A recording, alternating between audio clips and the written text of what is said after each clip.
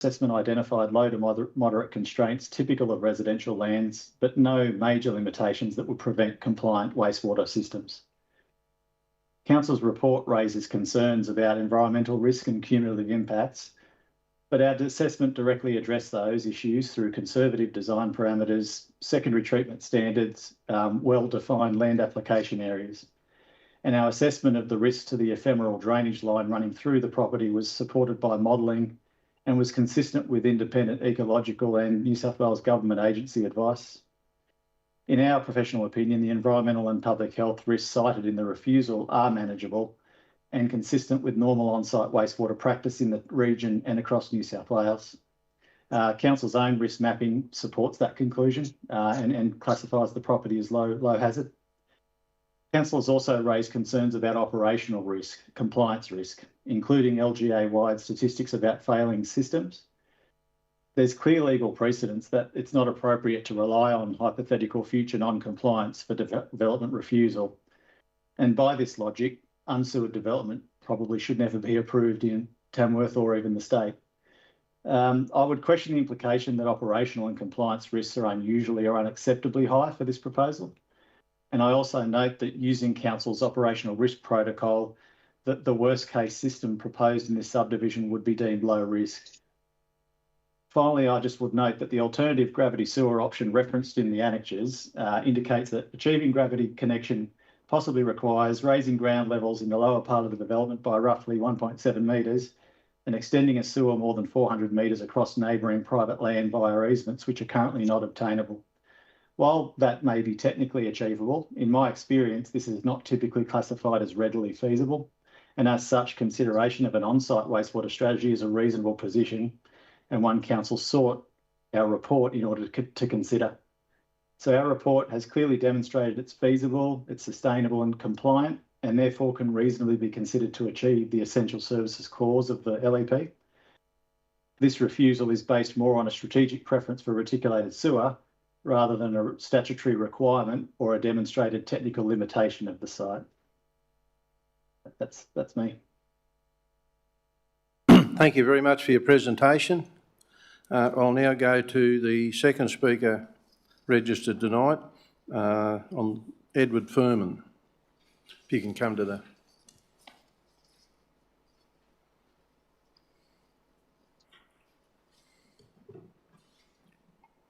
Thank you, Mayor and councillors. The business papers are misleading, biased and omit key facts. And if I was in your position as a councillor, this is what I would be interested to know. First, we have two emails here from the 30th of August 2024 from Adrian Cameron, Council's Senior Development Engineer, where our engineer wrote to him and said to confirm, where we are proposing lots greater than 4,000 square metres, we can utilise on-site septic. Adrian's response was yes.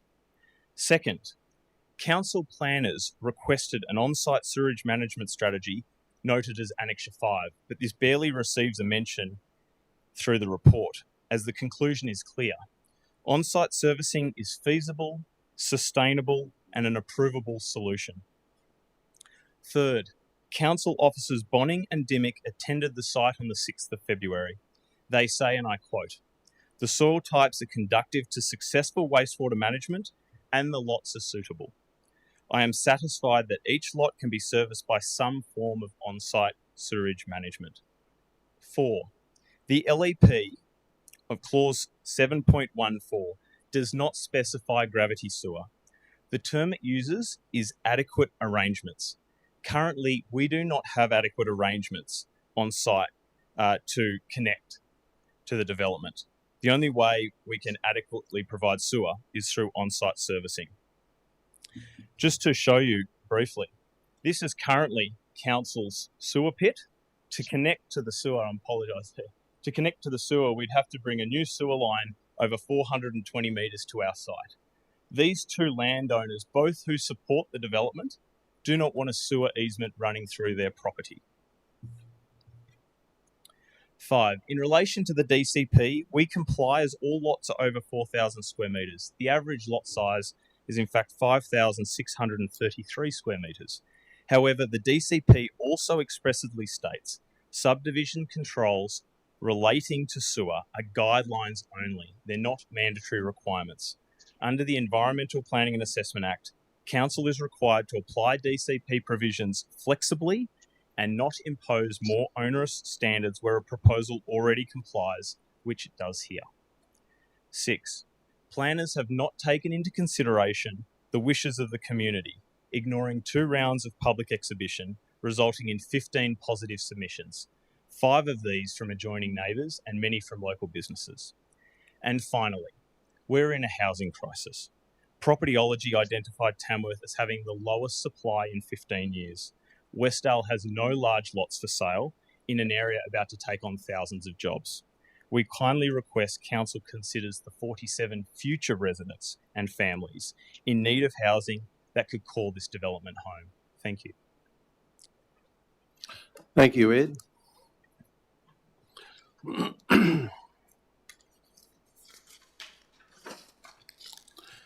Councillors, will now move on to the next speaker, Rhys Stewart.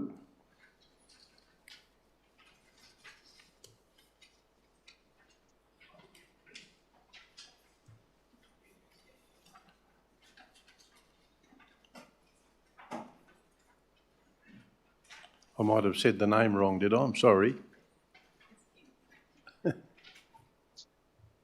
Good afternoon, Mayor and councillors. Thank you for the opportunity to speak. My name is Kim Hatch and I am here this afternoon with my husband, David Hatch, and we live at 51 Mayne Drive, directly adjoining the proposed development. We want to be clear from the outset that we are here to support this development. We have provided written consent for the construction of a public road along the right-of-way easement at the entrance to our property. We believe a public road will significantly improve access and safety for our area. The development will deliver new curb and guttering and a properly formed driveway entrance to our property, which we very much welcome. The proposed stormwater management works will address our long-standing issues with water flowing onto our property during heavy rain. In addition, it will replace the existing unsealed section of Mayne Drive with a proper sealed road, which will improve safety, reduce dust, ongoing maintenance, and provide a clear benefit to the wider neighbourhood. We also support the proposal to use on-site septic systems. We ourselves have one in this development, as we do not support a sewer easement running through our property. We feel it is reasonable and practicable outcome that respects our neighbouring landowners and avoids unnecessary disruption to our private lands. Overall, we believe this development will improve the area and increase our value of our property while also supporting much needed housing around WESTDALE. As adjoining landowners, we ask Council to listen to those most directly affected and allow this development to proceed in its form proposed. Thank you for your time. Thank you very much. Next speaker is Kim Hatch. That was Kim Hatch. We've got a bit of a muck up here somewhere on my paperwork. We'll go straight to Rachel Phillips on 9.1. Excuse me, Mr. Mayor. Have we got Tara Sinclair first? No. Beg your pardon? Please come forward, Rachel.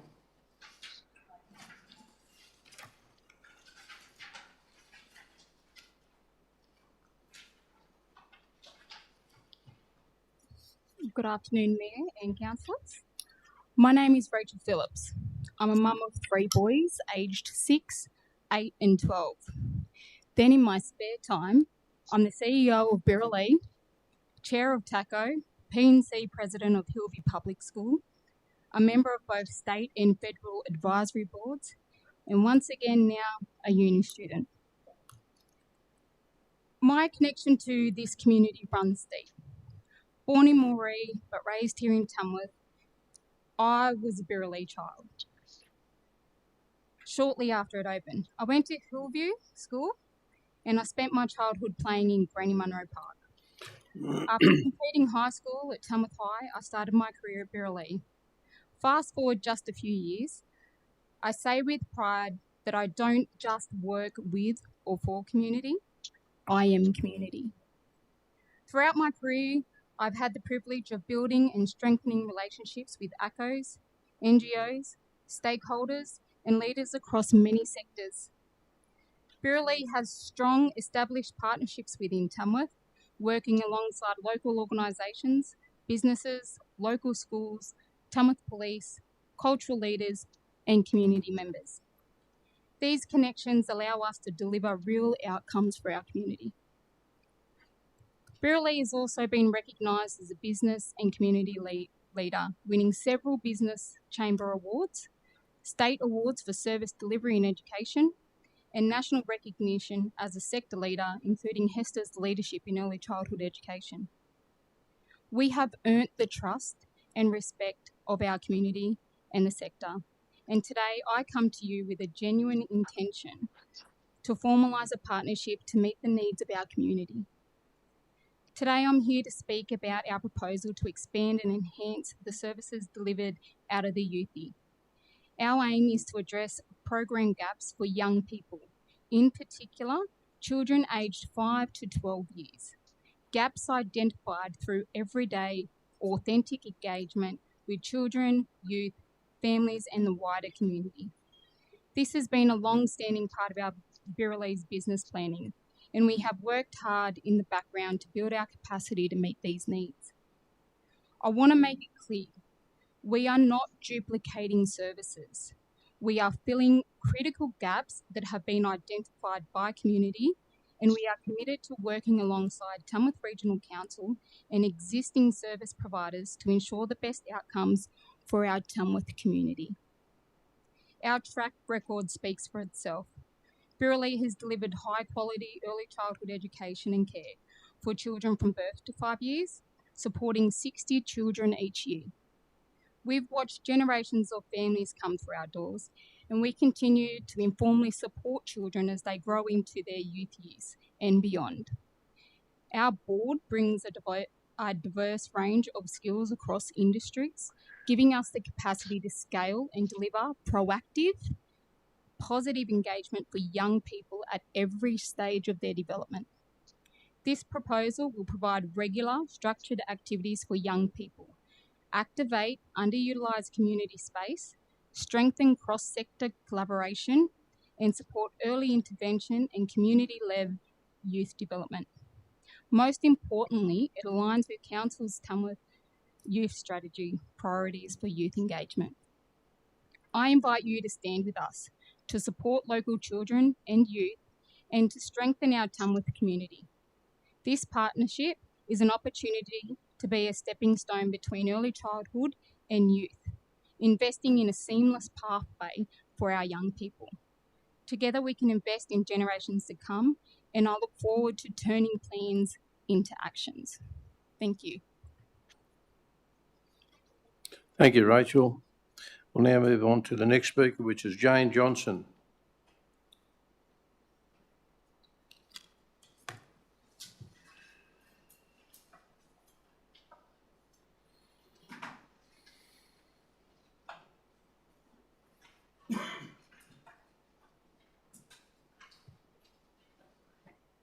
Good afternoon, Mayor and councillors. Thank you for listening to me today. It's a privilege and it's actually a first. So I'm going to actually back up what Rachel has just shared with you, something that's pretty close to my heart.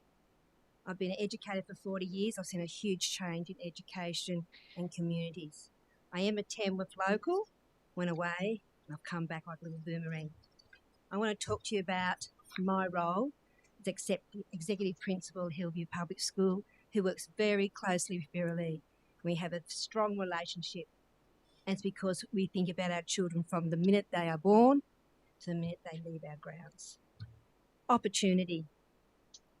We talk about opportunity for our children, but we also talk opportunity about the future, and we need to think about the future. I'm scared for our future for some of our children. We need to build a sense of community. It is starting to fade away. I can see it now when I deal with parents that are struggling. Economics is really hard.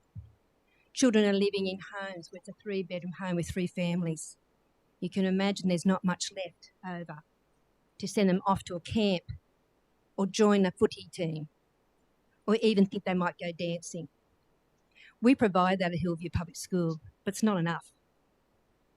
Once upon a time, all the sporting teams would be full. You'd actually have to try and get on a waiting list. Not anymore.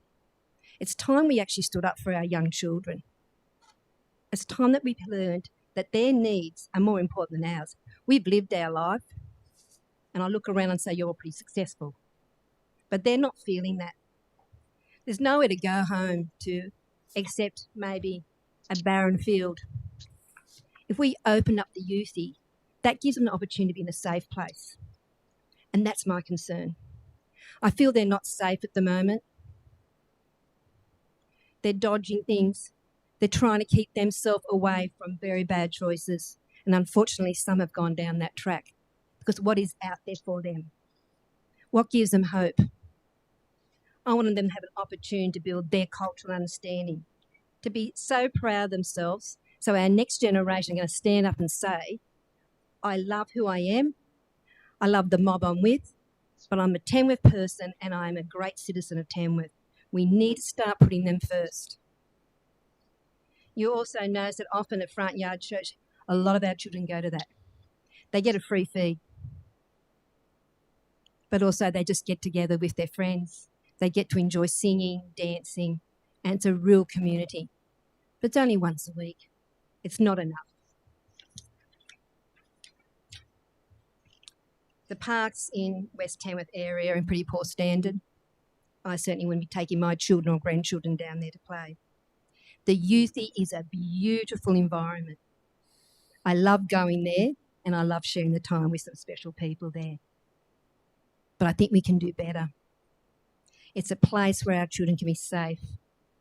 Our children can get into trouble because they actually want to go in, they don't know how to socialise, and starts that whole cycle of making poor choices.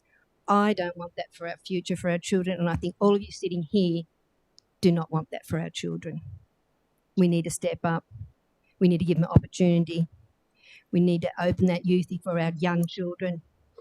We need to give them a childhood so they can aspire to be the best person they can and be a fantastic citizen of Tamworth, because that's what we want and that's what we aspire to. Thank you for your time. Thank you, Jane. That brings us to the end of public forum. I'll now call the public forum session closed and I'll ask the councillors to disperse and we come back at 6 o'clock for the council meeting.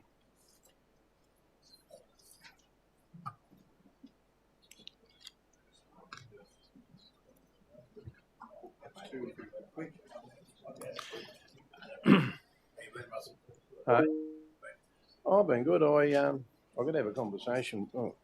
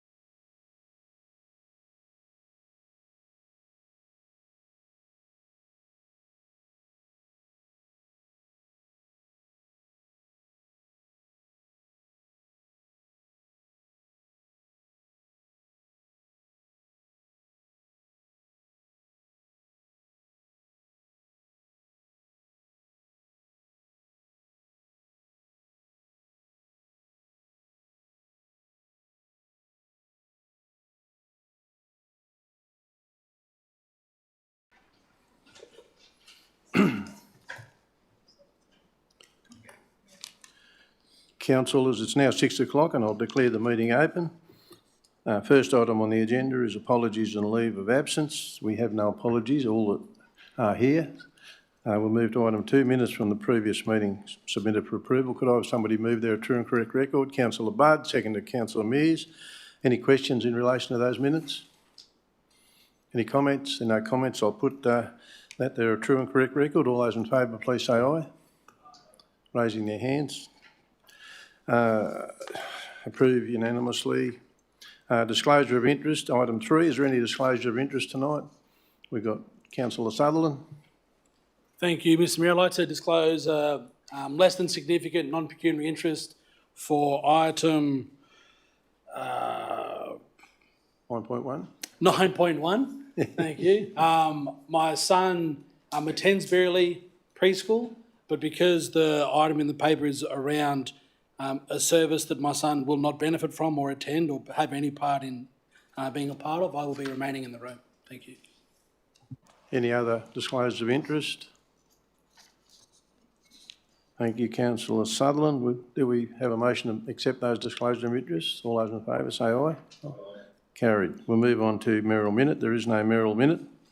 So we'll move straight to item 5, notice of motion. We do have a notice of motion, and I'll call on Councillor Ryan Brooke to speak to move his motion. Thanks, Mr Mayor. I'll speak to it if I have a seconder. Have we got a seconder for Councillor Mears? Move an amendment, Mr Mayor, when suitable. I'd like to move an amendment when suitable. Yes. Mr Mayor, fellow councillors, the initiative I want to talk about today is something that has the ability to positively affect real people in our community. Not abstract policy, not bureaucratic process, real people. Families, workers, young people, people who are struggling to find a place to live in our region. Tamworth is growing. That's something we should be proud of. We are the capital of the New England Northwest, a major regional centre with a bright future, a future that includes the UNE campus, a growing economy, and our role as a service hub for the New England Renewable Energy Zone. But growth without planning is just pressure. And right now that pressure is being felt most acutely by the people who can least afford it. At the 2021 census, over 2,100 households in our LGA were experiencing housing stress. Of these, more than 1,600 were renters. These aren't just statistics, these are our fellow residents. People who are spending more than 30% of their gross household income just to keep a roof over their heads. And 168 people in our community were identified as homeless. This is not acceptable and should not be something we simply note and move on from. The housing crisis has knock-on effects that reach into every corner of our local economy. I hear from local businesses across this region, and I know we all hear the same thing, that local unemployment, with local unemployment sitting around 2%, they cannot recruit the skilled workers they need because these workers simply cannot find somewhere to live. We are leaving economic opportunity on the table because of a housing shortage we have the power to do something to address. So today I'm moving that we take a concrete step forward. I'm asking that this council endorse investigating the creation of an affordable housing contribution scheme, a tool that an increasing number of councils across New South Wales are already using. A tool, I should add, that the state government is actively encouraging local councils to adopt. Let me be clear about what this motion does and does not ask for. It does not ask that council approve a fully formed scheme today. It does not lock us into any particular levy rate, any particular target area, or any particular model. It certainly does not absolve the state government from its requirement to build social housing.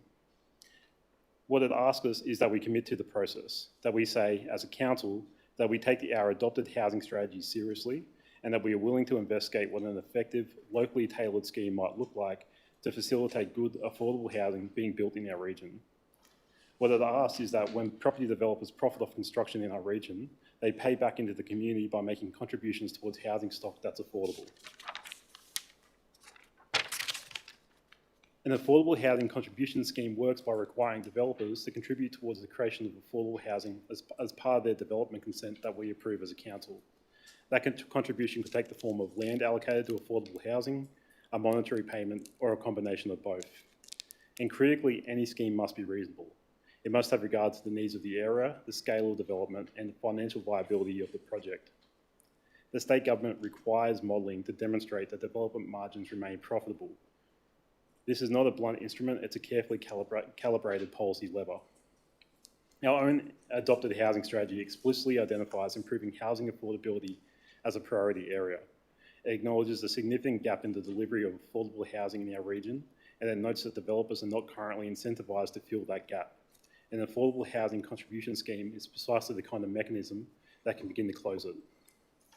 I'd encourage us to really consider the breadth of what we could achieve with the right scheme in place, keeping in mind that the state government has explicitly incorporated requirements for state significant projects to be captured under these schemes. We could require major projects in our region to fund accommodation for their own workers. We could fund community housing providers to house people on low incomes. We could support housing for students studying at the forthcoming UNE campus. We could look at housing for key workers, the nurses, teachers and healthcare professionals who keep our community running but are increasingly being priced out of it. These are all questions for the work ahead. Questions about rate, areas of application, the type of housing to be delivered and who it should serve. I'm not asking this council to answer all those questions today, but I am asking us to commit to doing the work to answer them. To ask staff to bring back a report on a draft scheme, to say that we are taking housing affordability seriously, enough to act, not just to acknowledge. There will be those who say this is too ambitious. The regional council like ours shouldn't be looking at this sort of scheme. But I would argue that Tamworth is at the forefront of regional growth in New South Wales. We have the opportunity, and I think the responsibility, to be at the forefront of the policy response to that growth as well. The people of this region who are living in housing stress, who are sleeping rough, who are watching their paychecks disappear in the rent, they deserve a council that is willing to make use of the tools available to them for the better. This is one of those tools, and I commend the motion. Anyone wishing to speak against? I'd like to Councillor move an amendment, thank you, Mr Mayor. You want to state your amendment and we'll look for a seconder? It's been provided. Thank you. Seconded, Councillor North. Thank you. Mr Speaker. Point of order, Mr Mayor. I would ask that as this potential amendment basically takes out the action I've called for in the motion, would it be lawful under clause 10.9 in that it may be in direct negative to the original motion? I don't think so. I think the amendment's fine. Yeah, I don't see any. No. Through Mr Mayor, I The don't see amendment's fine, any Councillor Budd. You can. Thank you, Mr Mayor. Certainly. Hang on, excuse me. Could I just also say, in fact, the way that that's worded in seeking input from councillors into the process would mean that you would be able to workshop it as a council because you'd be providing direction to the staff on the content that you want to see included as opposed to the staff bringing a report. So councillors could be involved then in that process in the very early stages. Councillor Budd. Thank you, Mr Mayor. And I thank Councillor Ryan Brook for bringing this matter to our attention. And when we look at this, this is a big, significant issue that affects our community and our council and how we move forward. It almost suggests in the previous motion that Tamworth Regional Council are perhaps not doing anything in that space already. But what I'd like to say is that Tamworth Regional Council has already implemented some actions based on the housing strategy in collaboration with the following agencies and organisations: an MOU with Tamworth Aboriginal Lands Council, TALC, an MOU with Housing New South Wales, with a view of those MOUs potentially delivering affordable housing on key sites. I've got to get away from that microphone with a piece of paper, I'm sorry. Council also adopted contribution plans to include mandatory provisions that exempt development contributions from being applied on registered social housing providers, i.e. Homes North, Habitat for Humanity and TALC. But Council also considers those applications for non-profit based organisations under the same clause. Council has implemented planning provisions including the LEP, examples being the Bridge Street and North Tamworth Precinct variations, allowing for multi-storey developments, and secondary dwellings in certain rural lands, which we'll discuss later tonight as well. These initiatives promote housing development and feasibility across our region. And what we need to do is involve all councils in a productive process and investigate further options and actions moving forward. It's simply not good enough to expect staff to find those options and actions without councillor input and direction. It has to be led from the community representatives, and that's us. We cannot, Just a point of order, Mr. Mayor. Who is the seconder of this amendment? Councillor North. Okay. It's just not mentioned here, that's all. seriously. Councillor Budd. Okay. Sorry, if I could just say, it's because that hasn't yet been incorporated into the business paper, so you're actually seeing a document that was produced by Councillor Budd. The ladies will copy it into the minutes, which is where it gives us the opportunity to select the councillors that moved to second. Thank you, Mr. Mayor. We cannot take the risk of comparing ourselves with other LGAs which have little in common with us geographically, environmentally and financially. TRC, Tamworth Regional Council, is unique in its own right and is deserving of its own pathway. I will at no time support the imposition of levies upon developers and members of our communities who want to build their homes and dreams. I know that many of our hard-working community aspire to build their own home one day. Why would we consider disadvantage them and those residents and ratepayers by levy? This is not the space for Tamworth Regional Council to be in. Social housing and funding sits squarely with the state and federal governments, and we cannot be the bagmen for those governments and take on their responsibilities. We welcome the development of 87 social housing assets which will be built behind our TAFE. 87 additional new homes and accommodation, social housing. Tonight we'll consider and hopefully support the Browns Lane proposal, item 6.3. That is all about affordable housing, and kudos to Council for assisting in that. 217 lots, 217 affordable lots, affordable housing and options for our region. As I said earlier, I commend Councillor Brooke for bringing the matter forward. I think it's such a significant issue, we really can't afford just to move on those issues without a great amount of input from not just the councillors but guidance from staff in relation to how we address those issues. One of the biggest issues we face in our community, and we hear this all the time from business and from chamber, and it's certainly been mentioned many times by Councillor North as he approaches how we sustain worker accommodation. How do we keep people in our community when our industries are so big? We have about 400 Pacific Islanders who live in our environments in somewhat ordinary conditions, you would suggest, or I would suggest. The flow on from creating affordable housing and creating worker accommodation down the track is significant for this city, it's significant for this region, and for that reason I commend this motion to councillors as a way to move forward and still take on board many of the points that Councillor Ryan Brooke has raised. I think they're some very valid points. I just can't support that levy part. Thank you. Councillors, anyone wish to speak against? First of all, question, Mr. Mayor, comment. At no time, I think we're talking about, this is actually conflated two issues, social housing, responsibility of the state government, and affordable housing within our remit. So, look, I support the original motion. I think he's only, Councillor Brooke is only asking for an investigation by staff, the possibility of incorporating a scheme like that into the future plans of our region. And councillors might recall the grant that council received for development of access into the Arcadia subdivision.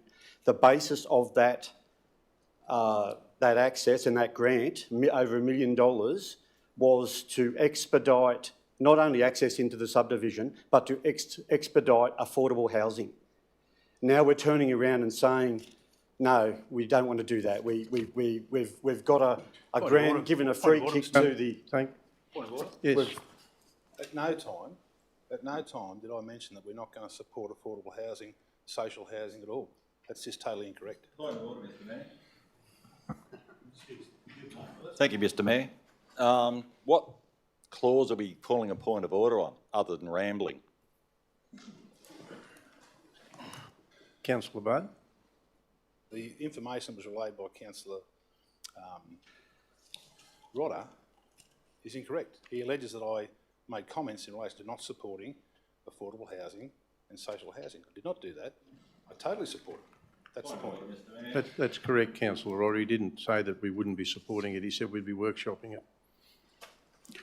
Thank you, Mr. Mayor. I withdraw that comment, but Councillor Mears is right. What section, subsection did I breach in the Code of Meeting Practice?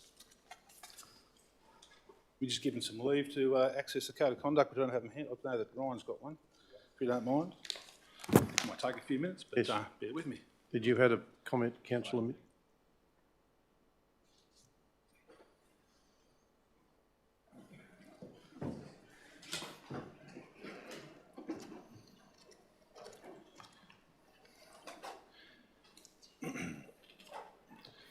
Thank you, Mr Mayor. Acts of Disorder 1510F, where the comments of a councillor impute and proffer motives or unfavourable personally reflects on the council official, which is myself, in this meeting. Thank you. I'll uphold that. Councillor Roddy, you can continue. Pretty tenuous link there, Mr Mayor. Be that as it may, councillors, particularly councillors from the previous council, would be aware that council received a grant of over $1 million from the state government.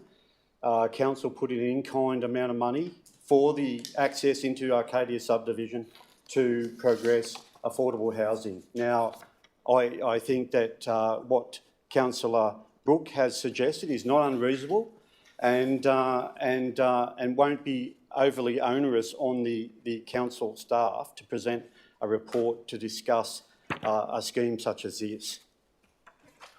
Thank you, Councillor Rodder. Speakers for the amendment. Councillor North. Thank you, Mr Mayor.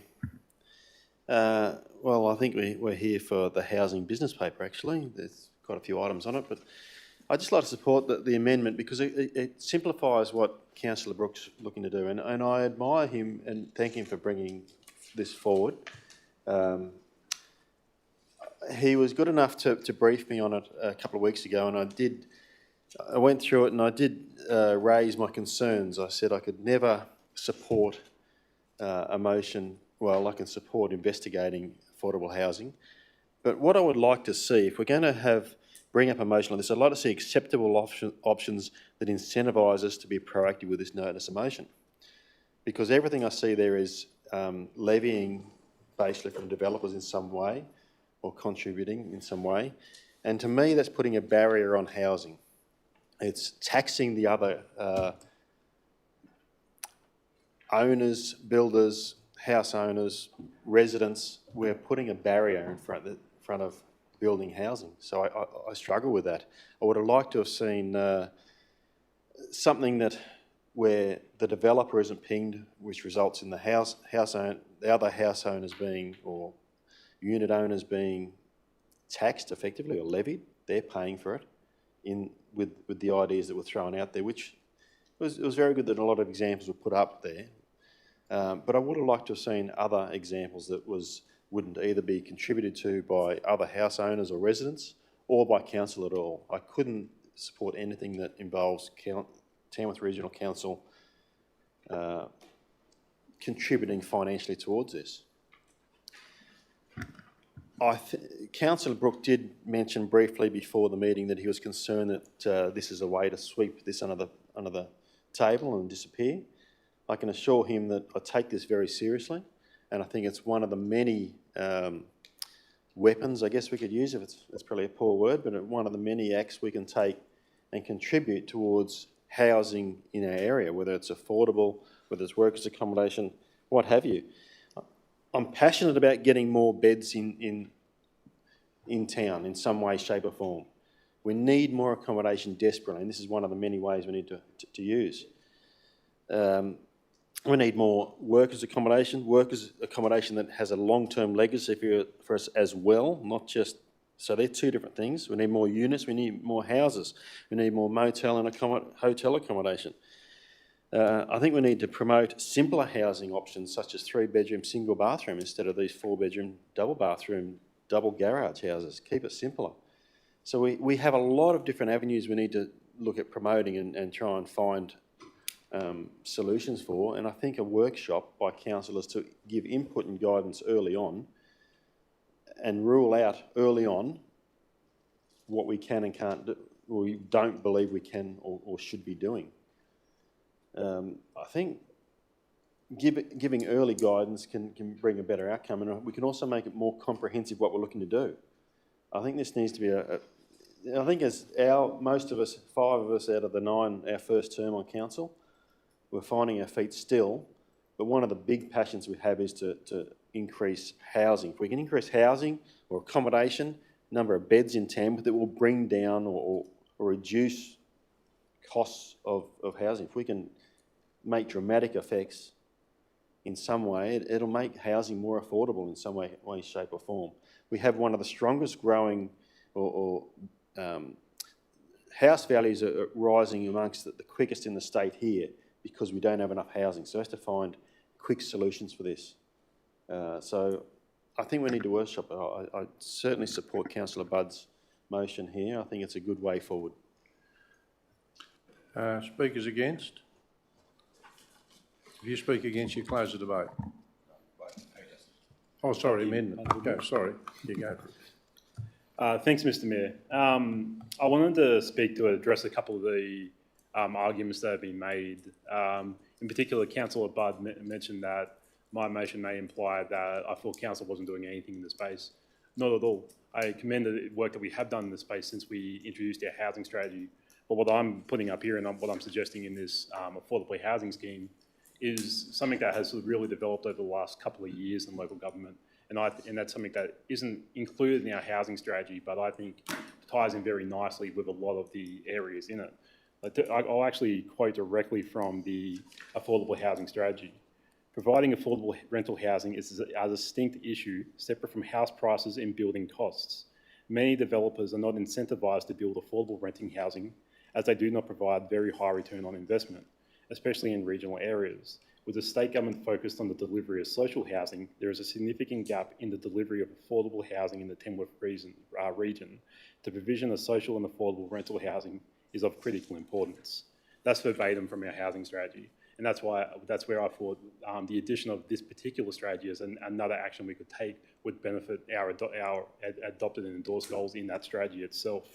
I'd also like to address something that Councillor Budd and Councillor North, I believe, said, where they sort of implied that the creation of such a scheme would result in homeowners, people building their own family home, actually getting charged a levy for this. And that's not, I wouldn't say that's the case. Because the beauty of what I'm suggesting here is that council actually gets to write a policy. We have a blank page and we get to write a policy about what sort of housing we want to build, who this levy would apply to, where we would want to actually build housing. So I think what Councillor Budd is asking for here for us to have a workshop, in my mind, a lot of this work would happen because essentially if we were to endorse my original motion, we would basically be making a commitment to say, yes, we care about affordable housing enough that we do want to actually embark upon creating such a scheme. But, and then I'd imagine we would be having those sort of conversations as a council altogether. But yeah, for those reasons, I won't be supporting the amendment Councillor Budd has put up because I would encourage councillors to have some ambition and some courage with this. I think we have an opportunity here to move towards addressing not just one of our biggest local issues, as Councillor North pointed out, but something that is emerging in a sustaining generational divide, not just here locally, but throughout the entire country. And I think we can really affect that locally here a bit.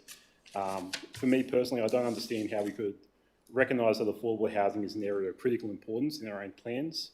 Personally, a lot of us have all personally acknowledged that building more housing is a worthy endeavour, but then say, let's have a conversation about this, which in my mind would already be inclusive in my original motion, but not actually commit to a course of action. So for that reason, I'll be voting against the amendment. Further councillors speaking for the amendment? Any further comments? Councillor Mears. Yeah, thank you, Mr. Mayor. I'm certainly not in favour of this amendment. All I believe it is to divest any responsibility from council. Talk about having a workshop. Well, if we put forward the plan as Councillor Brooke has put forward, those discussions can be had with the relevant directors, teams, in workshops or other forms. I've actually recently put a submission through, not formal, but just a few ideas on creation of better social housing, and there's no urgency on it, so I just ask the director to, if they have time, to have a look and see if they think it's a really good idea. Both previous councillors speaking for this amendment talk about levies. Well, there's nothing in Councillor Ryan's motion that forces levies upon anyone. It's about a discussion of how we get from here to there in future. You know, I don't want to divest any responsibility from council, and I believe it's our responsibility to provide vision for our community. And where the responsibility is the residents, we're elected to look after residents and to serve them. So anything we could do to encourage, enhance and develop social and affordable housing, I think we should be doing. A couple of the speakers, you know, speaking for this amendment, talk about the amount of work we've got going around town, and that's fantastic. But this has been an issue, a critical issue for a number of years. And how close are we getting to a single house to put someone in a socio-economic pitfall into affordable housing? There's less than 3% houses available for rent in Tamworth now. So whatever we've been doing up to date is not working, and we need to look outside the box. I think this amendment to the motion is simply to squash it back in the box because it's not something someone else has put forward. Further comments, councillors? There being no, Councillor Sutherland. Thank you, and just at risk of dragging this conversation out even further, just to reiterate that there is a difference between social housing and affordable housing. Yeah.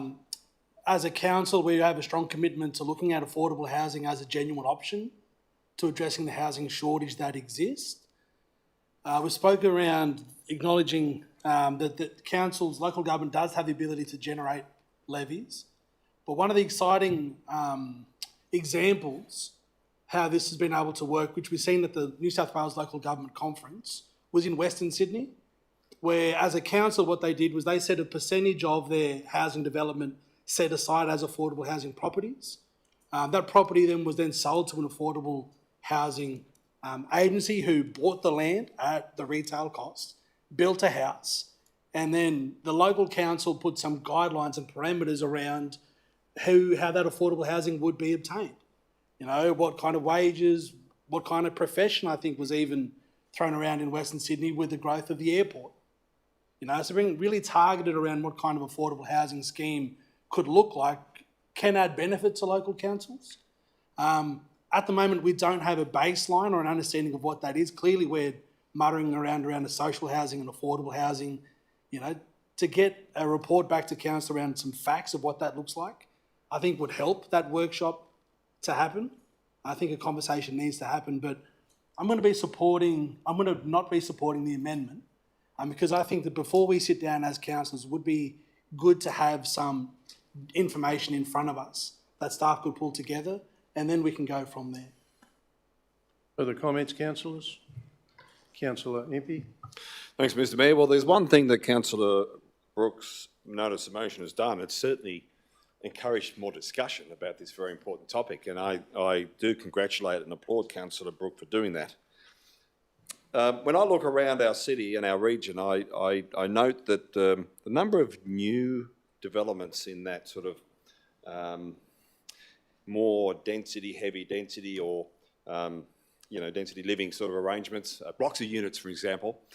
I'll give you an example. The block of units on Bridge Street opposite the Shopping World Shopping Centre. I can't recall seeing those sorts of developments come into council in the last maybe 20, 30 years. Yep. So I guess in essence, it gives us an opportunity to really take a deeper dive into our planning instruments and a really close look at the recent housing strategy, which went through council in 2024 with the previous council, and the opportunities to work more closely with stakeholders. I believe there was a Tamworth Regional Housing Program established in 2021. I think some discussions around what that means and whether or not that continues to exist is essential. And the opportunities to work more closely with the stakeholders, including the state government. And I mentioned their $6.6 billion Building Homes for New South Wales package. of which some of that is going into that development in behind TAFE, with the 97 homes, I believe it was. And so that's a step in the right direction, but could we do more as a local government authority and as the third tier of government to work more closely with other tiers of government to enhance and to increase the level of affordable housing? Because as we all agree, it is an important part of our role as council and as councillors to find ways to increase the level of affordable housing in our communities for those who need that. So whilst I certainly agree with everything that is in terms of the intent behind the notice of motion, I'm not sure a contribution scheme is a step in the right direction, because we certainly don't want to give any of those people who are working towards developments in our community a reason to want to go elsewhere.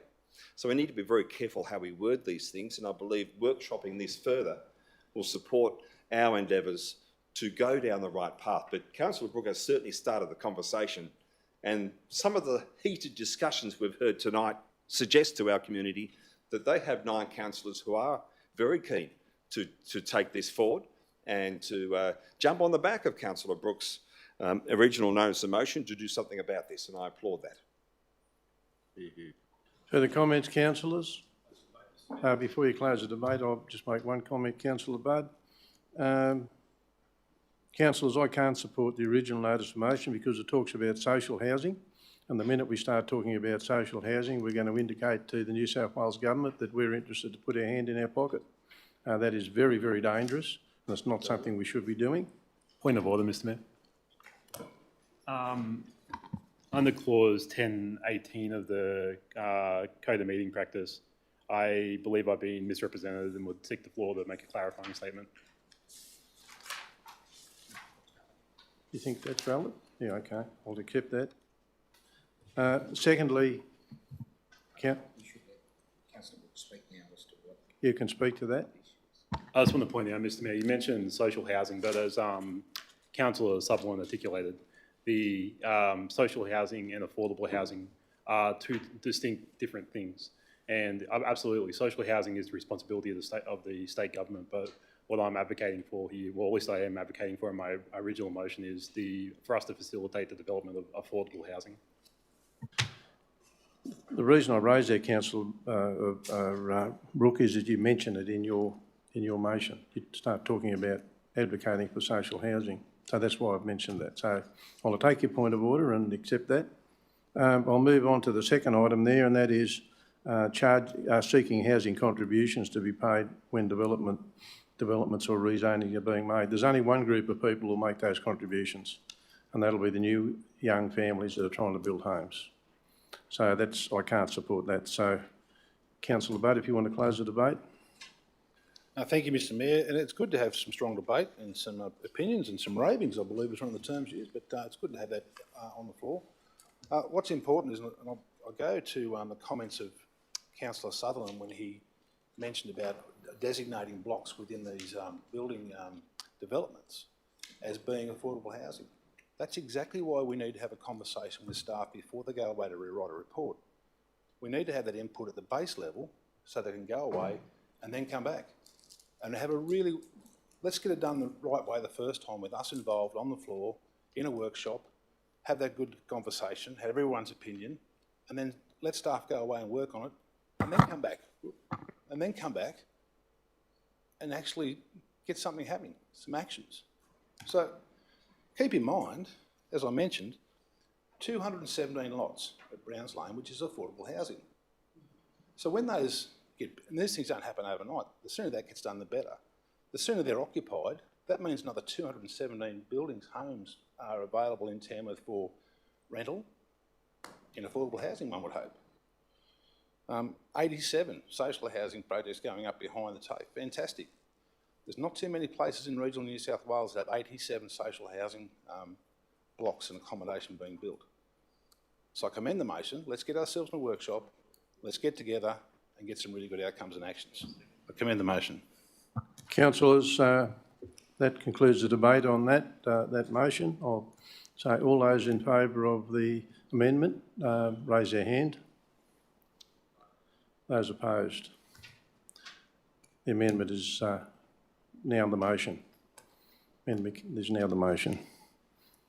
I'll now put the motion. All those in favour of the motion, raise their hands. Have we got the numbers there, girls? We got Councillor Mears and Councillor Rodder opposed. Motion passed. Councillors, that concludes the debate on that item 1.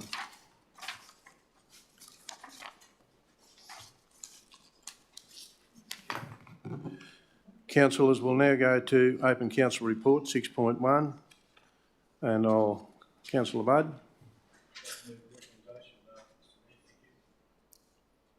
I believe it's available. I'll read the recommendation that in relation to Division 8.2 review, the determination of DA 2025-024, 0204 I should say, subdivision of the site into 47 residential lots with associated road service infrastructure, Lot 1 DP 1017953, 18 to 50 Main Drive, Westdale. We've got a seconder, Councillor. Seconded, Councillor Sharpen. Sorry, Mr Mayor. 1850 Main Drive, Westdale, New South Wales 2340. Council changed the determination to an approval subject to the general conditions of consent which are listed. Do I have someone speaking against? Councillor Sutherland.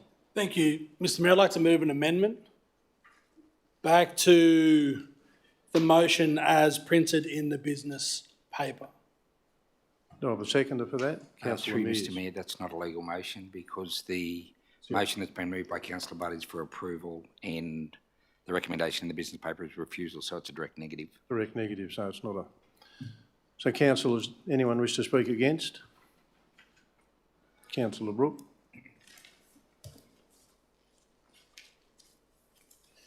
Thanks, Mr Mayor. What bothers me about what's being proposed here in this alternative motion, allowing this development to be built without, of a new subdivision in town, to be built without the connection to town sewer, is that we know this is going to be a problem that needs to be fixed down the line. If we approve this, we are knowingly kicking, in my opinion, knowingly kicking the can down the road. Mr Mayor, it wasn't that long ago, we had an entirely separate DA in front of us about something in OXLEY VALE, but I remember in that particular decision, we all agreed that it was a poor previous planning decision that we were dealing with the repercussions of. In that, you might remember in that case, it was a narrow street. I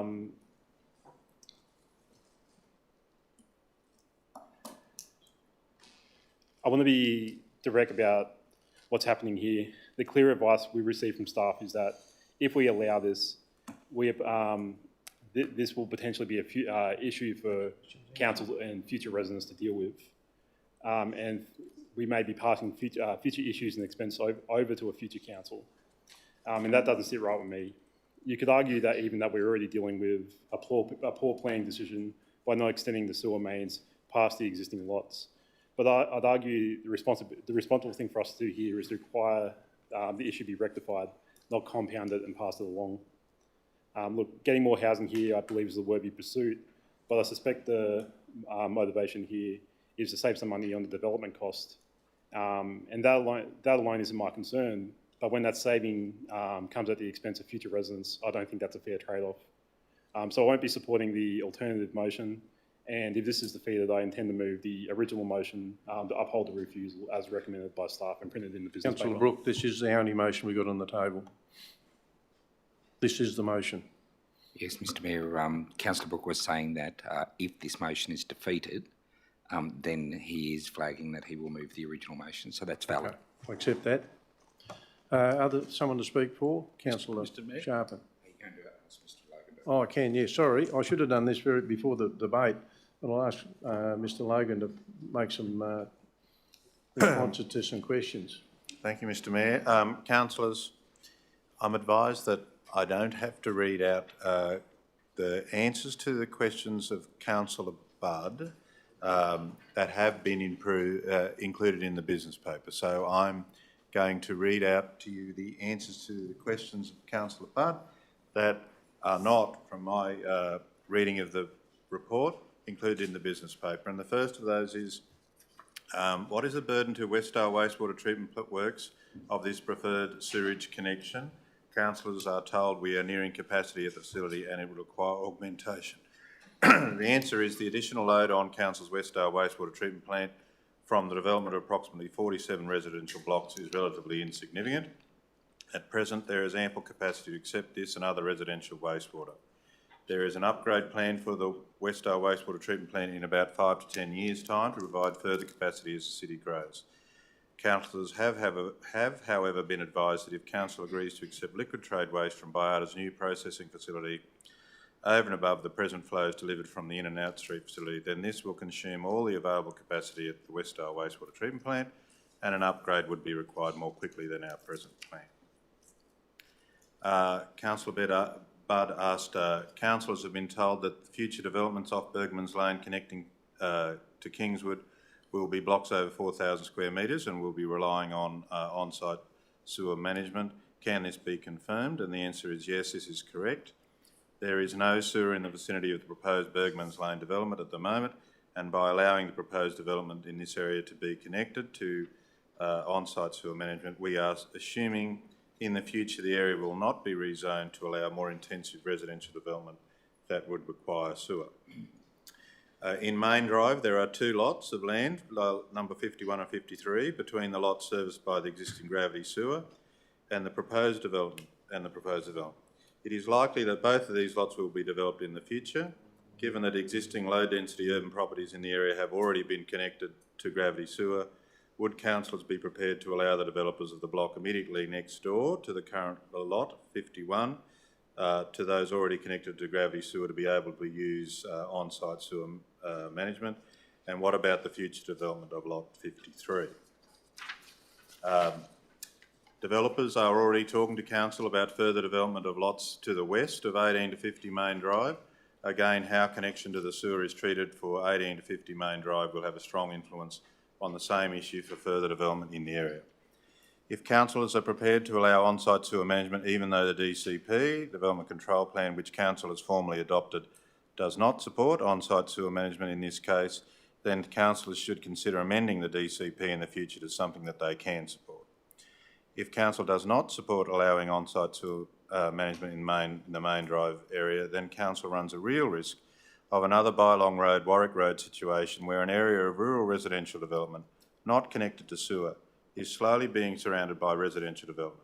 Ultimately, the community will have to pay in the future if, for whatever reason, this area is to be connected to sewer.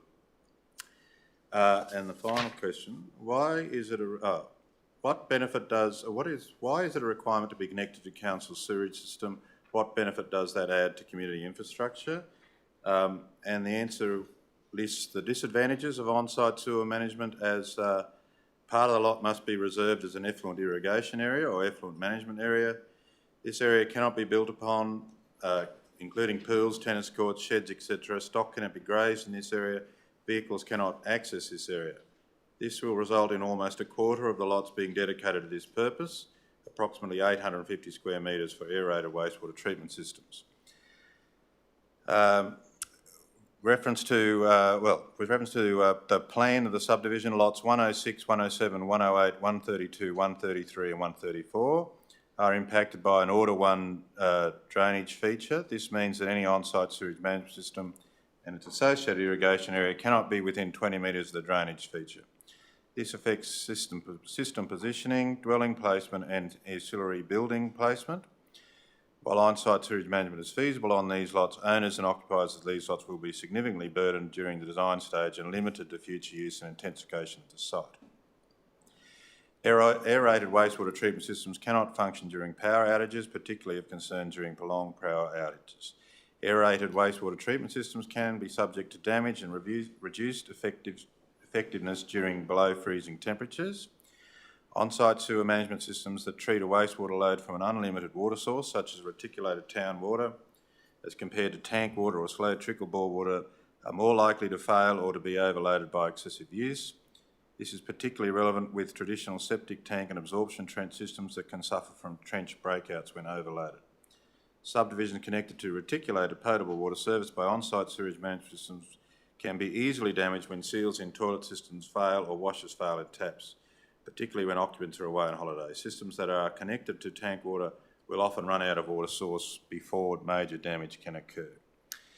Aerated wastewater treatment systems, when not serviced quarterly, can irrigate undisinfected effluent at surface level, causing major odour impacts and potentially spreading hepatitis A to the immediate area through vectors such as blowflies, flies, if a person is using a system is infectious. Aerated wastewater treatment systems require an electricity connection and require regular servicing quarterly to remain calibrated and functional to provide a tertiary level effluent capable of surface irrigation.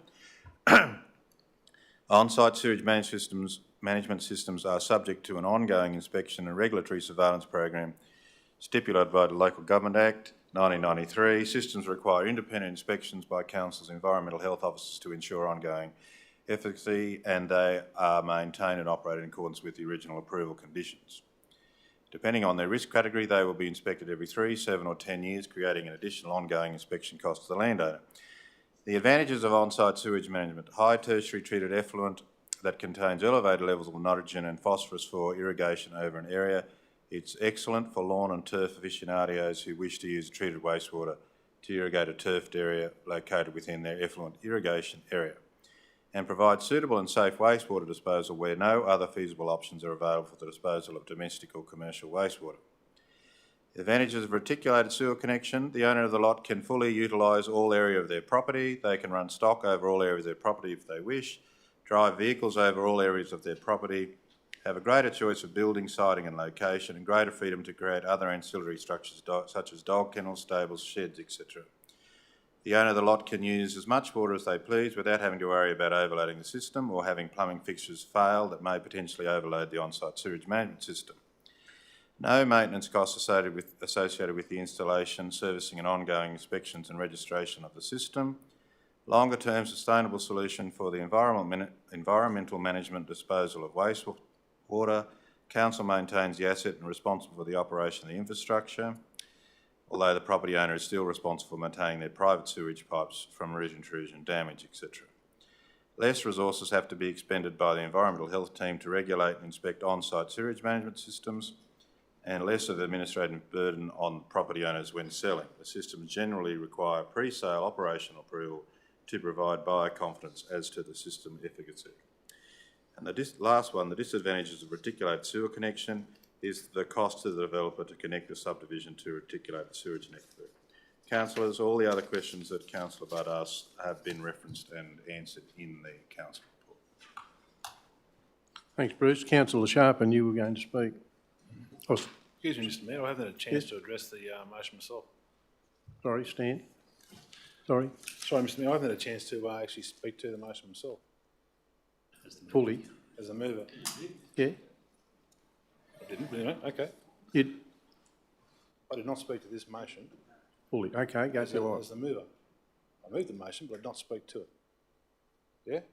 Right. Speak. Thank you, Mr Mayor. So tonight we've heard from 3 speakers in relation to this matter. The proponent and residents, there's been numerous letters for support, etc.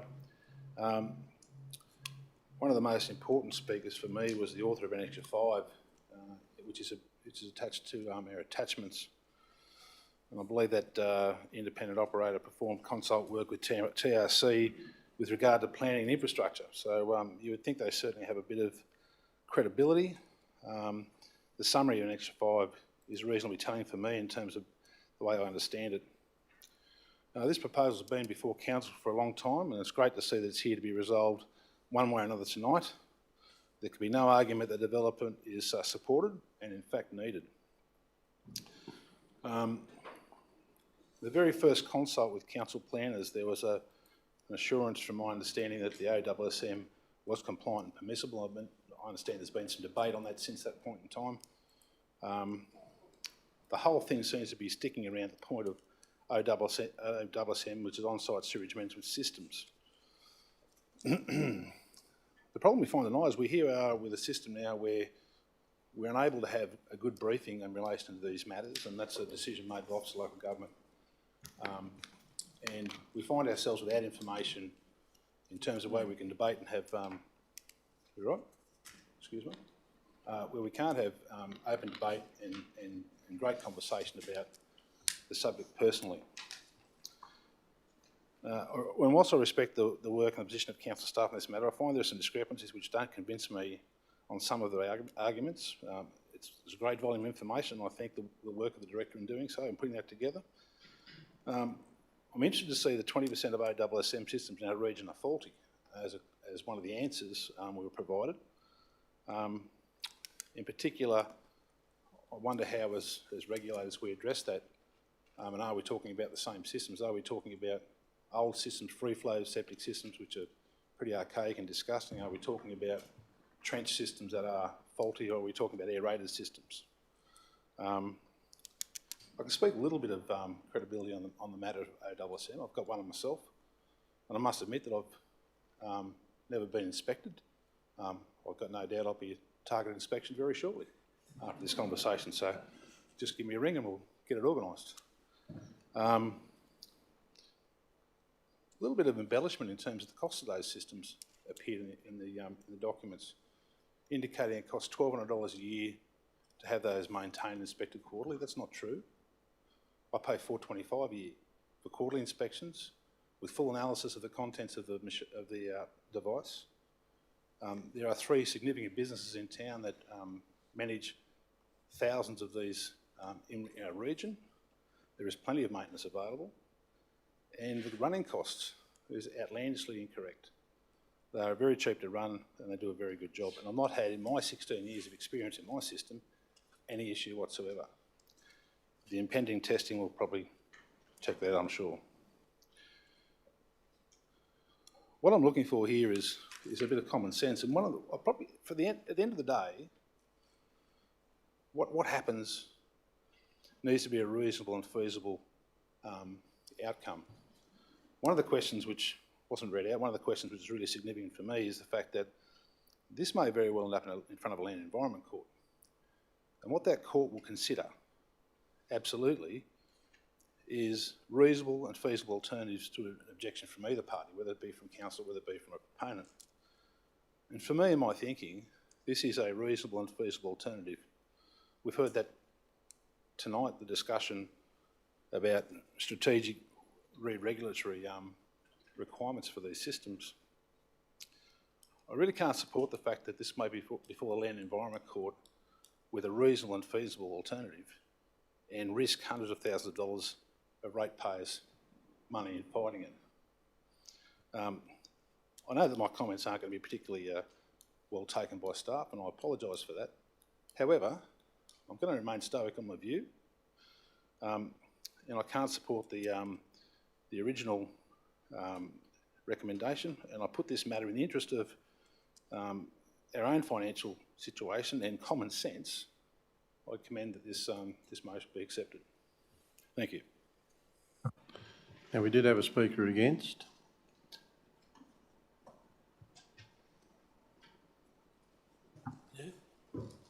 Thank you, Mr. Mayor. Speaking against the motion, all urban residential subdivisions should be connected to reticulated sewer where available and where feasible. That is how it's written in our development control plan. That is the conversation we're having here now. Is the development we're talking around, the connection to sewer, available, and is it feasible for the developer to do so?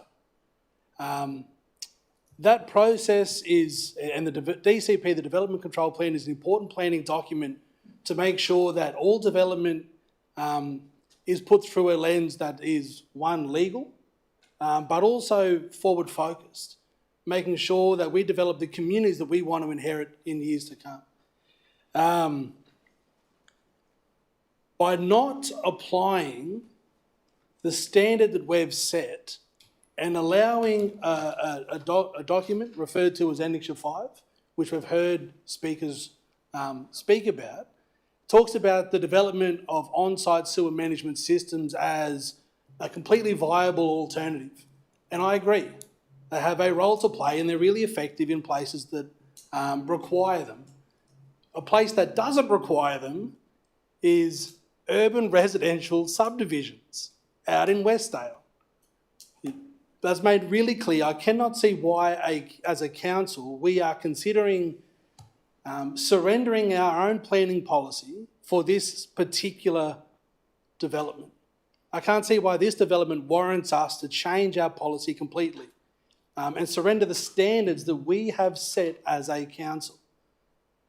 The motion as it put says that development must be carried out in accordance with the following approval.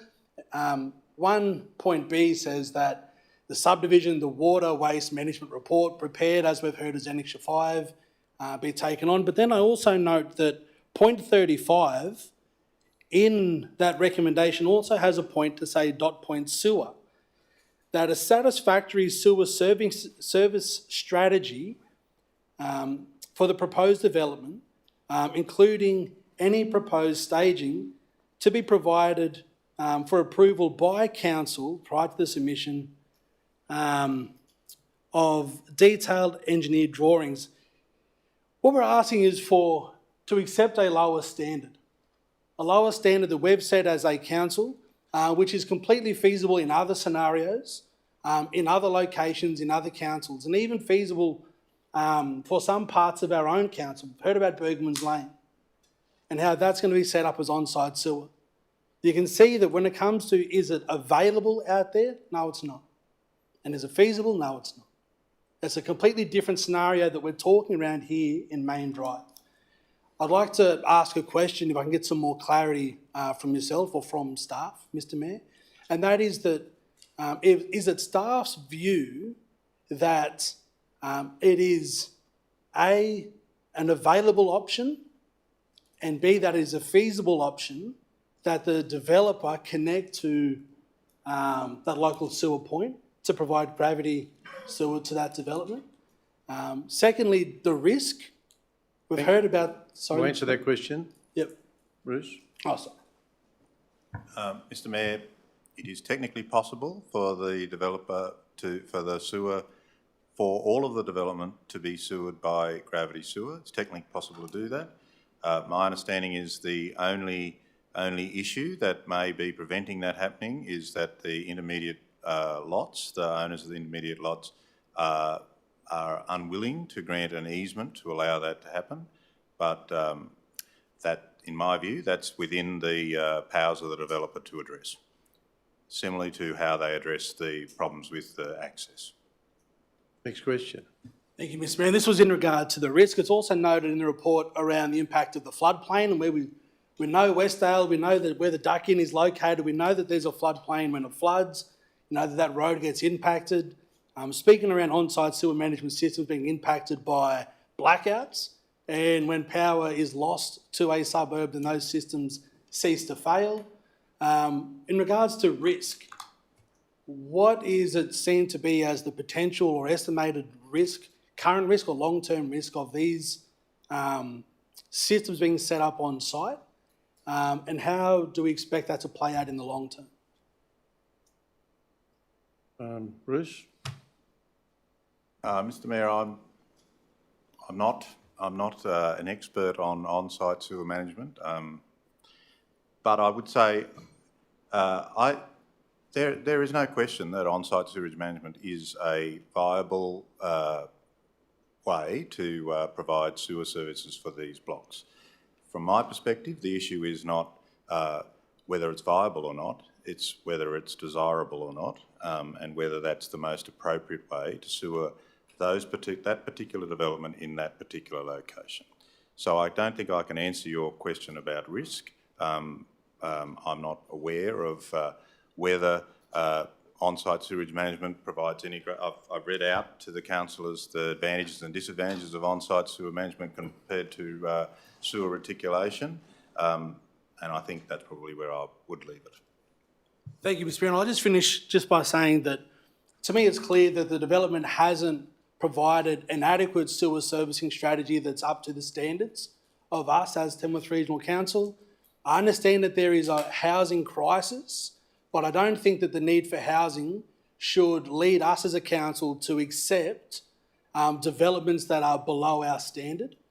I think that by allowing this development to bypass what we have established sets really dangerous precedent for other developments to say, well, we want to do the same. How come they got to do it and why can't we? It starts to take away the ability for us to actually implement and operationalise our own policy, and for that reason, I will not be supporting the motion. Councillor Sharp, and you. Thanks, Mr Mayor. I'll try and keep it brief. We seem to be going for a very long time tonight. I'd like to thank the three speakers for coming in and giving us a bit of their take on what it is, particularly Mr Axwith, who actually wrote the report. I've certainly read through the report and it satisfies me that it complies with our own DCP. I can't remember what Mr Fernon said, but it was the average block size was over 5,000 metres. I've been running one when I moved back to Tamworth. Our first house had an OSSM, and I've got one at my current house. And I've got the greenest lawn in the area, especially at the moment. And to me, if this is what the developer's asking for, it complies. It's desirable for people to have a nice green lawn all the time. And from our perspective, I don't see how it's ever going to come a burden on council, because people don't change it back. If for some reason they wanted to put sewer in, they'd have to pay for it. It wouldn't come at a cost to the council. And again, I'd stand by the speaker that said that, you know, that the sewer has to go through their place. That hasn't been factored in, the cost of getting the easements to bring a sewer through someone's house. So yeah, I'm all for the current motion as it stands. Speaker against? Councillor Mears. Yeah, thank you, Mr Mayor. This proposal seeks approval of 47 lots, residential lot, a 47 lots residential subdivision without adequate sewerage infrastructure for the majority of those lots. Only a limited number of the proposed lots will be connected to articulated sewer, despite gravity sewer being feasible and planned for that area. That raises clear public health and environmental safety concerns. Wastewater infrastructure is fundamental to protection of groundwater, nearby waterways, and the infrastructure is fundamental to protecting, and the health of residents. Approving a development where most homes rely on on-site water systems or wastewater systems when reticulated sewer is available creates avoidable long-term risks, but there are also serious fiscal implications. Subdivision proceeds without full sewer servicing. The cost of essential infrastructure is not avoided. It's simply shifted forward to future residents, potentially onto council. Homeowners bear the cost of installing, maintaining and eventually replacing on-site wastewater systems. When those systems fail, the pressure inevitably returns to council through compliance, environmental management and calls to extend sewer infrastructure. Retrofitting sewer infrastructure after development occurs is far more expensive than installing it at the subdivision stage, and history shows that the cost can ultimately place pressure on council's resources and taxpayers' funds. So the question we should be asking tonight is, are we once again delivering savings to developers at the expense of residents?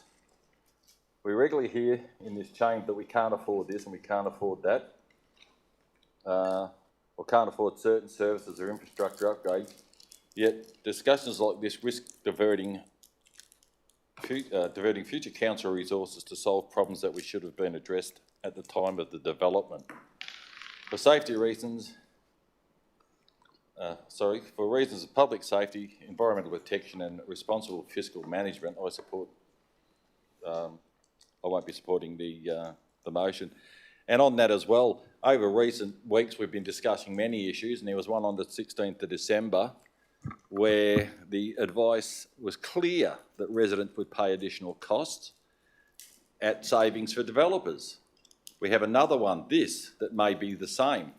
We're very good at passing things and getting things through this motion that saves money for developers, but on the other hand, takes money out of the pockets of our residents. We've already done 36.3% in the last couple of years, and for any council to sit here and continually support development, which we do need, the developer should be paying for that, and those the hand shouldn't be slipped back into the pockets of residents just for the sake of development. Speakers for. Councillor Impey. Thanks, Mr Mayor. I have a couple of questions which may or may not be able to be answered tonight, but I just wondered, a lot of discussion tonight has been around the passing on of costs to residents and so forth. In fact, it was just raised. Are the council compliance visits factored into the charges those residents will pay council for living on that land in the future, or are they not factored in? Those costs would be incurred by the residents, Councillor Impey. Yes, yes. All right. So it won't be other residents in other parts of town paying for that? There's no incurred cost by any other resident. Okay. And it is as it stands at the moment, it is a compliant residential development under New South Wales planning laws? Yes. Thanks, Mr Mayor. Further comments, councillors? Councillor Rodder. Thank you, Mr Mayor. Just also some questions as well. There was a comment by Councillor Budd in relation to the ongoing costs of a OSSM system. Just wondering, first of all, where the costs came from that were in the flyer that we received about that. I guess you'd want me to answer that first and then move on. Bruce?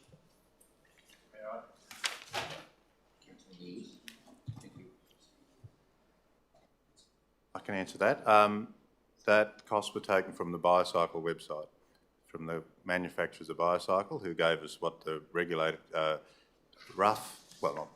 gave us estimates of the cost of installation, the cost of acquiring, cost of installation, and the running cost per year. Thank you. Thank you. Look, I was in. I'm in mixed minds about this because I understand on the one hand, we have reticulated water going to this site. There'll be electricity and communication infrastructure going to this site. It seems a no-brainer that something in such close proximity to a subdivision that has reticulated sewage should be also connected to that as well.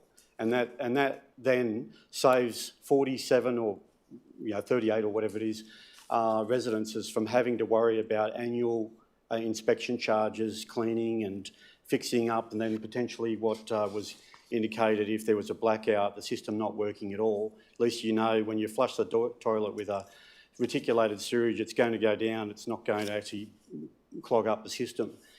What would be, there was a question, or there was a comment in community consultation by the proponent said that he essentially received two pieces of correspondence, one saying that it was good to go with OSSM and then the other denying OSSM.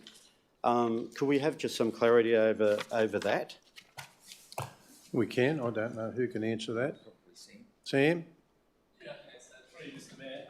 So the issue around that particular matter has been, I think, identified in the report itself.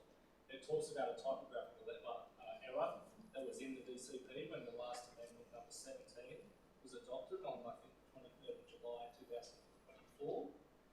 When that was realised in September of 2024, that was suggested to the developer that was in the DCP and that needed to be looked at. It was 5 days later that was identified to the developer that was an error in the DCP, and it was made very clear from that day, 5 days later, that it would be updated in the DCP in the next amendment. So essentially,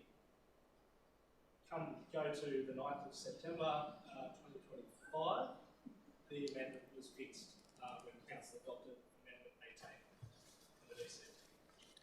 Thank you. Thank you.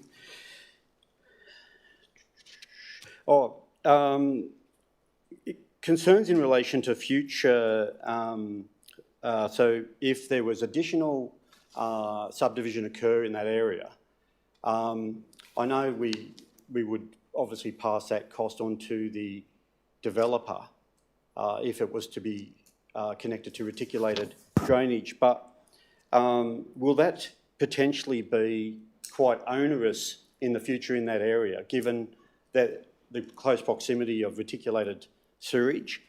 And wouldn't it be better that we address that now by connecting to reticulated sewage rather than permitting OSSM systems in a subdivision that is quite close to reticulated sewage? Councillor Rodder, that question could only be answered by the developer, whoever it might be, into the future.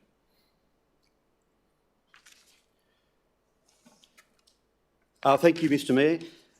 In relation to, there's been a few developments that have come before council in recent times.